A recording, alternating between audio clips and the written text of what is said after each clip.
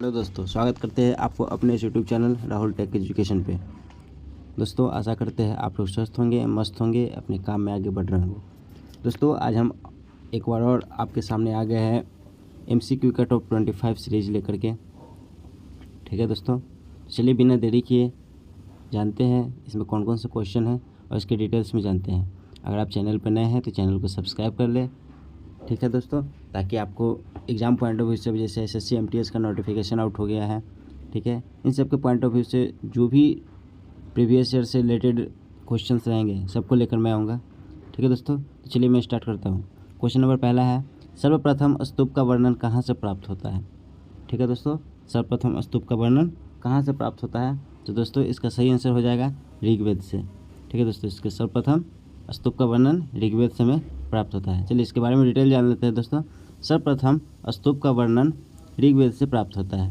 ठीक है दोस्तों, इसके बाद यानी ऋग्वेद के बाद अथर्ववेद, वाजसनेयी संहिता, तैत्तिरीय ब्राह्मण संहिता और पंचविंश ब्राह्मण ग्रंथ से इसका क्या होता है, उल्लेख प्राप्त होता है।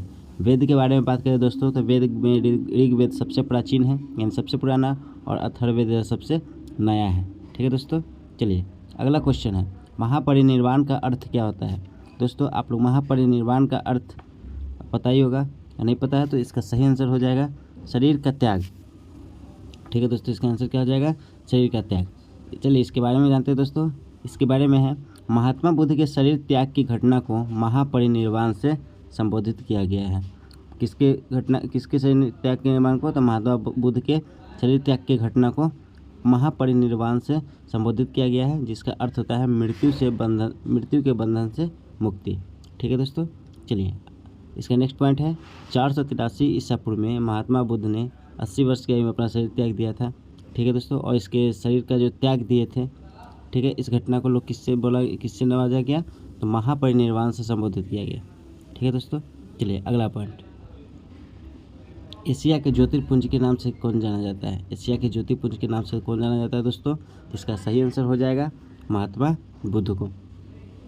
ठीक है दोस्तों, एशिया के ज्योतिर्पुंज के नाम से किसको जाना जाता है, महात्मा बुद्ध को जाना जाता है। इसके बारे में जानते हैं दोस्तों। महात्मा बुद्ध को एशिया के ज्योतिर्पुंज के नाम से जाना जाता है। ठीक है, उनके जीवन पे एडविन अर्नाल्ड द्वारा एक काव्य की रचना किया गया था, जिसका नाम था लाइट ऑफ एशिया। ठीक है, ज्योतिर्पुंज का अगर आप शाब्दिक अर्थ देखा है हिंदी में, तो इसका लाइट से रिलेटेड है, तो इसलिए इसको लाइट ऑफ एशिया नाम से एक बुक लिखे थे। कौन, एडविन अर्नाल्ड ने। महात्मा बुद्ध का जन्म 563 ईसा पूर्व में कपिलवस्तु के निकट लुम्बिनी नामक स्थान पे हुआ था। कहाँ हुआ था दोस्तों, लुम्बिनी नामक स्थान पे, कब, 563 ईसा पूर्व। ठीक है दोस्तों, अगला क्वेश्चन, प्रथम बौद्ध संगति का आयोजन कब हुआ था। ठीक है दोस्तों, प्रथम बौद्ध संगति का आयोजन कब हुआ था, इसका सही उत्तर हो जाएगा दोस्तों 483 ईसा पूर्व में। 483 ईसा पूर्व में। ठीक है दोस्तों, इसके बारे में देखिए दोस्तों, प्रथम बौद्ध संगति का आयोजन राजगीर में 483 ईसा पूर्व में हुआ था। दूसरा बौद्ध संगति का आयोजन वैशाली में 383 ईसा पूर्व में हुआ था। ठीक है, तीसरा बौद्ध संगति का आयोजन 251 ईसा पूर्व जो कि पाटलिपुत्र में हुआ था।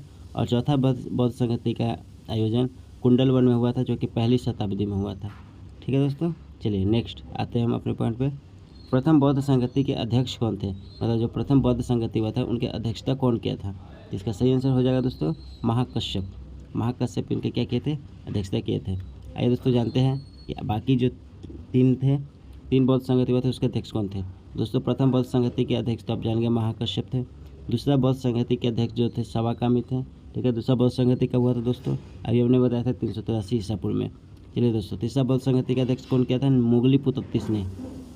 मुगलीपुत्रतीस ने तीसरा बौद्ध संगति का अध्यक्ष किया था, जो कि 251 ईसा पूर्व में हुआ था।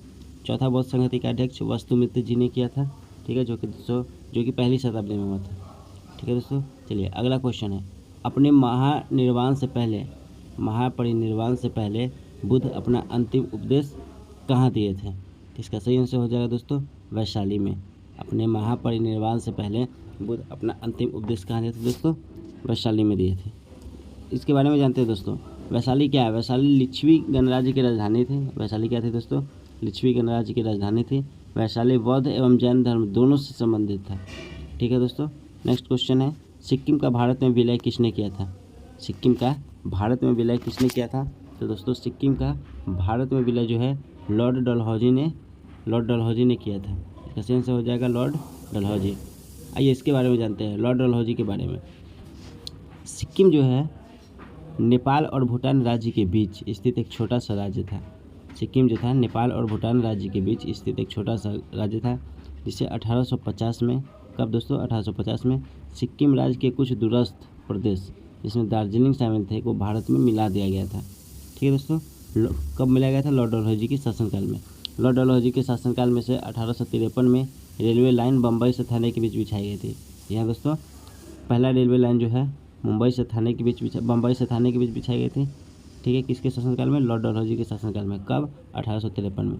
ये रेलवे में क्वेश्चन आ चुका है पहले कि पहली रेलवे लाइन, ठीक है, बिछाई गई थी कहाँ किस के बीच? तो आप बताइएगा, बम्बई और थाने के बीच। अगला क्वेश्चन दोस्तों, अगला टॉपिक है दोस्तों कि लॉर्ड डलहौजी जो है यही जीटी रोड का निर्माण किया था। ग्रैंड ट्रंक रोड जो दोस्तों है, इसका निर्माण का शुरुआत इसी ने करवाया था, लॉर्ड डलहौजी ने। नेक्स्ट क्वेश्चन है, अभी देखिए दोस्तों, अभी हम लोगों ने देखा था भारत में प्रथम रेलवे लाइन किस ब्रिटिश गवर्नर के शासनकाल में बिछाई गई थी? लॉर्ड डलहौजी के शासनकाल में। अभी हम लोगों ने देखा था इसको। नेक्स्ट क्वेश्चन है, भारत की आज़ादी के समय भारत के वायसराय कौन थे? भारत के आज़ादी के समय भारत के वायसराय कौन थे दोस्तों? इसका सही आंसर हो जाएगा लॉर्ड माउंटबेटन। ठीक है दोस्तों, चलिए लॉर्ड माउंटबेटन के बारे में देखिए क्या है। यह भारत के अंतिम वायसराय हैं और स्वतंत्रता के बाद देश के पहले गवर्नर जनरल थे। मतलब कि जब हुकूमत था अंग्रेज़ों का, तो ये भारत के अंतिम वायसराय थे जो वहाँ से बन के आए थे, और स्वतंत्रता जब आज़ादी मिल गया तो ये भारत के पहले गवर्नर जनरल बने थे। ठीक है दोस्तों, मार्च 1947 को इन्हें भारत का वायसराय नियुक्त किया गया था। ठीक है, भारत का वायसराय नियुक्त कब इसको किया गया था? मार्च 1947 में है। नेक्स्ट क्वेश्चन, भारत की आज़ादी के समय भारत के वायसराय कौन थे? देखिए दोस्तों, ये दोनों क्वेश्चन सेम ही रह गया है। ठीक है, इसका सही आंसर आप जानते हैं, लॉर्ड माउंटबेटन था। अगला क्वेश्चन है, अंगामी भाषा भारत के किस राज्य में बोली जाती है? अंगामी भाषा भारत के किस राज्य में बोली जाती है? इसका सही आंसर हो जाएगा दोस्तों, नागालैंड में बोली जाती है। ठीक है दोस्तों, चलिए अगला क्वेश्चन, प्राचीन सेंट थॉमस चर्च कहाँ स्थित है? प्राचीन सेंट थॉमस चर्च कहाँ पे स्थित है दोस्तों? इसका सही आंसर हो जाएगा, यह कहाँ स्थित है? केरल में स्थित है। ठीक है, केरल में स्थित है दोस्तों। इसके बारे में देखिए, इसको कौन बनवाया था? पुर्तगालियों ने बनवाया था। इसे 1598 में पुर्तगालियों द्वारा बनवाया गया था। इस चर्च का निर्माण गौथिक वास्तुकला में किया गया था। ठीक है दोस्तों, नेक्स्ट क्वेश्चन है, छठ पूजा भारत का प्रसिद्ध पारंपरिक त्यौहार निम्नलिखित में से किस देवता को समर्पित है? तो दोस्तों छठ पूजा जो है ये हमारे सूर्य देवता को समर्पित है। ठीक है दोस्तों, ये छठ पूजा एकमात्र वैदिक त्यौहार है जो सूर्य देवता को समर्पित है। एकमात्र वैदिक त्यौहार है दोस्तों। यह पूजा 4 दिन का होता है। इसमें लोग नदी किनारे सूर्य देव की उपासना करते हैं। ठीक है, बिहार और यूपी में इस त्यौहार का लोगों में अपार आस्था है। ठीक है दोस्तों, चलिए बिहार और यूपी नहीं, केवल दोस्तों जहाँ जहाँ इनसे रिलेटेड लोग रहते हैं उन सभी जगह छठ पूजा का महत्व बहुत ही ज़्यादा है। नेक्स्ट क्वेश्चन, जैन धर्म के 23वें तीर्थंकर कौन थे? ठीक है दोस्तों, जैन धर्म के 23वें तीर्थंकर कौन थे? तो सबको पता होगा दोस्तों, इसका सही आंसर हो जाएगा पार्श्वनाथ। नेक्स्ट क्वेश्चन दोस्तों, निम्नलिखित में से कौन सा बांध झारखंड में स्थित है? निम्नलिखित में से कौन सा बांध झारखंड में स्थित है? इसका सही आंसर हो जाएगा दोस्तों मैथन बांध जो है झारखंड में स्थित है। इसके बारे में जानते हैं दोस्तों, मैथन बांध धनबाद के कोयला शहर से लगभग 48 किलोमीटर दूर स्थित है। कहाँ पे दोस्तों? धनबाद के कोयला शहर है, वहाँ से 48 किलोमीटर दूर स्थित है मैथन बांध। झारखंड में 4 मुख्य महत्वपूर्ण बहुउद्देशीय बांध है जिसका उपयोग बिजली उत्पादन में, सिंचाई में, अन्य उद्देश्य के लिए किया जाता है। यह 4 कौन सा दोस्तों? तिलैया, कोनार, मैथन और पंचेत। ठीक है दोस्तों, नेक्स्ट क्वेश्चन, बिहार में गंगा किनारे स्थित जिलों की संख्या कितनी है? जिसका सेंस हो जाएगा दोस्तों 12। गंगा किनारे कितना जिला स्थित है? 12 जिला स्थित है। देखिए दोस्तों, गंगा किनारे 12 जिला स्थित है। जिला कौन सा है? तो बक्सर, भोजपुर, सारण, पटना, वैशाली, समस्तीपुर, बेगूसराय, मुंगेर, खगड़िया, कटिहार, भागलपुर और लखीसराय है। ठीक है दोस्तों, इसको आप लोग याद कर लीजिएगा। ये क्वेश्चन पूछ भी सकता है कि बताइए बिहार से रिलेटेड जब एग्जाम होगा उसमें ये क्वेश्चन आ सकता है कि बिहार में गंगा नदी किनारे कितने जिला स्थित है। ठीक है दोस्तों, नेक्स्ट क्वेश्चन है, भाखड़ा नांगल बांध किस नदी के तट पर स्थित है? तो भाखड़ा नांगल बांध जो है दोस्तों वो सतलज नदी के तट पर क्या है दोस्तों? स्थित है। भाखड़ा नंगल परियोजना जो है भारत का सबसे लंबा बांध है दोस्तों, ठीक है। भाखड़ा नंगल बांध जो है सबसे बड़ा बांध है भारत का। यह हिमाचल प्रदेश एवं पंजाब राज्य में सतलज नदी पर स्थित है। कहाँ दोस्तों? दोस्तों हिमाचल प्रदेश और पंजाब में स्थित है ये दोस्तों, ठीक है। नेक्स्ट क्वेश्चन है, सिंधु घाटी सभ्यता के लिए अज्ञात धातु कौन सी थी? मतलब ऐसी धातु जिससे लोग परिचित नहीं थे वहाँ पे, वो कौन सी धातु थी? इसका सही आंसर हो जाएगा दोस्तों लोहा। उसमें लोग लोहा से परिचित नहीं थे, ठीक है दोस्तों। इसके बारे में जाना जाता है दोस्तों, सिंधु नदी के सभ्यता को भारत में प्रथम नगरीकरण के रूप में जाना जाता है। प्रथम नगरीकरण सभ्यता के रूप में किसे जाना जाता है? सिंधु घाटी की सभ्यता को। इसका संस्कृति कांस्य युग की है, ठीक है दोस्तों, जो कि यहाँ नर्तकी एक मिली थी, कांस्य की थी। सुनार माना जाता है कि सुनार सोना, चांदी और बहुमूल्य रत्नों के आभूषण बनाते थे, ठीक है दोस्तों। और यहाँ के लोग जो थे लोहा से परिचित नहीं थे, जैसा कि हमने आंसर में बताया कि यहाँ के लोग लोहा से परिचित नहीं थे। नेक्स्ट क्वेश्चन है दोस्तों, हड़प्पा सभ्यता का कौन सा स्थल हरियाणा से संबंधित है? हड़प्पा सभ्यता का कौन सा स्थल हरियाणा से संबंधित है? इसका सही आंसर हो जाएगा दोस्तों बनवाली। हड़प्पा सभ्यता का बनवाली जो जगह है वो हरियाणा से संबंधित है दोस्तों। हरियाणा का बनवाली जो है मिट्टी के हल के खोज के लिए जाना जाता है दोस्तों। किस चीज़ की खोज के लिए? मिट्टी का जो हल है उसका खोज बनवाली में ही हुआ था। बनवाली के बारे में और भी जानते हैं दोस्तों, हरियाणा के बनवाली को मिट्टी के हल के खोज के लिए जाना जाता है, ठीक है। बाकी ऑप्शन में थे कालीबंगा जो कि है राजस्थान में घग्गर नदी पर स्थित है। यहाँ से जूते हुए खेत का प्रमाण मिलता है, ठीक है दोस्तों। नेक्स्ट है लोथल में है, ये गुजरात में भोगवा नदी पर स्थित है और बंदरगाह के प्राप्ति स्थल के लिए प्रसिद्ध है दोस्तों। इस चीज़ के लिए? बंदरगाह के प्राप्ति स्थल के लिए प्रसिद्ध है। अगला है सुरतुगई जो है अफगानिस्तान के दरकान जिले में ऑक्सस नदी पे स्थित है। चलिए दोस्तों नेक्स्ट क्वेश्चन है, भारतीय संविधान में राष्ट्रपति के चुनाव की विधि को कहाँ से लिया गया? भारतीय संविधान में राष्ट्रपति को इलेक्टेड यानी कि चुनाव करने की विधि को कहाँ से लिया गया? तो दोस्तों इसको लिया गया है आयरलैंड से। कहाँ से लिया गया है दोस्तों? आयरलैंड से लिया गया है, ठीक है दोस्तों। आयरलैंड से लिया गया है। आर्टिकल 55 में राष्ट्रपति के चुनाव के तरीके को बताया गया है, ठीक है दोस्तों। और देखते हैं दोस्तों आयरलैंड से क्या क्या महत्वपूर्ण चीज़ है। भारतीय संविधान में राष्ट्रपति के चुनाव की विधि को आयरलैंड के संविधान से लिया गया है। अनुच्छेद 55 अभी जैसे बताते हैं कि आर्टिकल 55 में राष्ट्रपति के चुनाव के तरीके को दिया गया है। भारत में राष्ट्रपति की चुनाव की विधि अप्रत्यक्ष रूप से होता है, जहाँ यह नागरिक द्वारा नहीं बल्कि एक निर्वाचक मंडल द्वारा चुना जाता है, ठीक है दोस्तों। नेक्स्ट क्वेश्चन, भारतीय संविधान के किस भाग में संघ लोक सेवा आयोग के कार्य और शक्तियाँ शामिल हैं? तो इसका सही आंसर हो जाएगा दोस्तों कि भाग 14 में, ठीक है दोस्तों, भाग 14 में ये शामिल है। इसके बारे में बताया गया है दोस्तों कि यूपीएससी का जो उल्लेख है भारत के संविधान के भाग 14 में दिया गया है, जिसमें ये उसके कार्यशैली, शक्ति, ठीक है दोस्तों, उसकी जिम्मेवारी के बारे में बताता है।